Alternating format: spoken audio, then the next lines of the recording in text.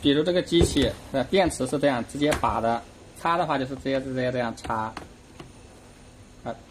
充电的话就这里有充电口，就直接把充电器插在这上面就可以了，这样直接插上来。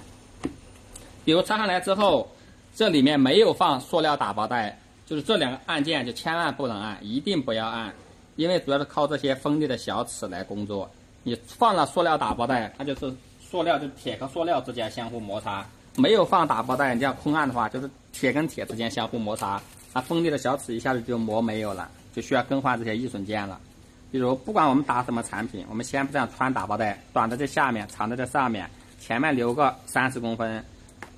这样抓起来。底部还有一个开关，这个是拉紧的，这个是熔接的，这个是尾部倒退开关。就我们这样前面留30公分，这样直接就滑进来。滑进来好之后，如果你像刚开始如果没滑好的话，可以用手并一下。短的是在机器下面一个短的这样比机头长，就这样可以了，让它变最里面。按这个拉紧键，拉紧了就把这个压下去，